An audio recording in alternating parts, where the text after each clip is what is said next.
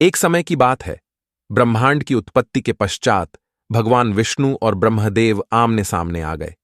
तब ब्रह्मदेव भगवान विष्णु से कहने लगे, हे देव, आप कौन हैं? तब भगवान विष्णु कहते हैं, हे ब्रह्मदेव, मैं इस संसार का पालन करता विष्णु हूं और आपका जन्म मेरी ही नाभि के कमल से हुआ है।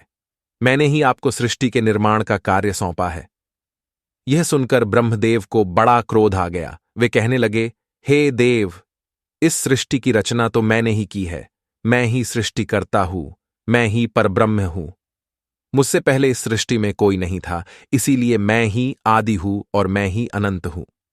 यह सुनकर भगवान विष्णु मुस्कुराने लगे।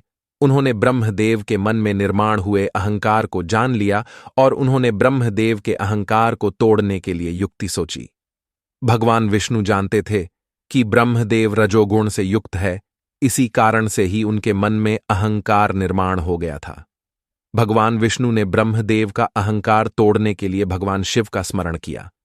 तभी अचानक से उन दोनों के मध्य में एक श्वेतवर्ण का अत्यंत विशालकाय शिवलिंग प्रकट हो गया। वह शिवलिंग इतना विशाल था कि उसका ओर छोर दिखाई नहीं पड़ रहा था। उस शिवलिंग का ना कोई आरंभ था और ना कोई अंत था। उस शिवलिंग को देखकर ब्रह्मदेव आश्चर्यचकित हो गए और कहने लगे, ये विचित्र चीज क्या है जो इतनी विशाल काय है और इस स्थान पर किस कारण से प्रकट हुई है? इतना कहते ही भगवान शिव उस स्थान पर प्रकट हुए। भगवान शिव को देखकर ब्रह्मदेव कहने लगे, हे देव, आप कौन हैं और किस कारण से इस स्थान पर आए हैं? भगवान शिव कहने लगे, हे ब्रह्मदेव, मैं आपके मन की द्विधा को ही दूर करने के लिए यहां पर आया हूं। ब्रह्मदेव कहने लगे, तो ठीक है, अब आप ही बताइए, हम तीनों में सर्वश्रेष्ठ कौन है? हम तीनों में सबसे पहले मैं ही आया हूं, इसीलिए मैं ही ईश्वर हूं। भगवान शिव कहने लगे, हे ब्रह्मदेव, आप श्रेष्ठ हैं या भगवान विष्णु श्रेष्ठ है, इसका प्रमाण अभी मिल जाएगा। आपके सामने ये जो शिवलिंग है, इसके ओर छोर का जो सबसे पहले पता लगाएगा वही सर्वश्रेष्ठ कहलाएगा।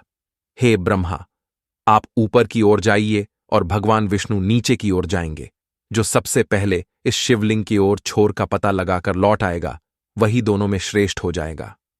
यह सुनते ही ब्रह्मदेव को बड़ा गर्व हो गया और उन्होंने उस शर्त को स्वीकार कर लिया। भगवान विष्णु और शिव मन ही मन मुस्कुराने लगे। ब्रह्मदेव तीव्र गति से ऊपर की ओर जाने लगे और भगवान विष्णु नीचे की ओर निकल गए। कुछ दूर तक जाने के बाद भगवान विष्णु को शिवलिंग का अंत पता नहीं चला और वे शीघ्रता से लौटकर वापस आ गए।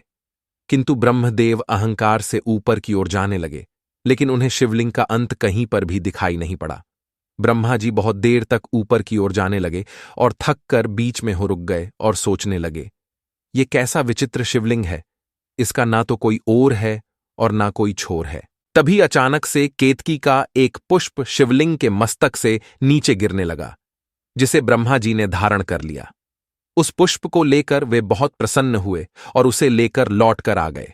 अहंकार से भरे हुए ब्रह्मदेव ने उस पुष्प को भगवान विष्णु और शिव जी को दिखाते हुए इस प्रकार से झूठ कहने लगे, ये देखो, मैंने शिवलिंग के मस्तक पर रखे हुए इस केतकी फूल को प्राप्त किया है। आप दोनों के चित्त की शांति के लिए और मेरे कार्य को सिद्ध करने के लिए मैं पहचान के रूप में इस पुष्प को लेकर आया हूं।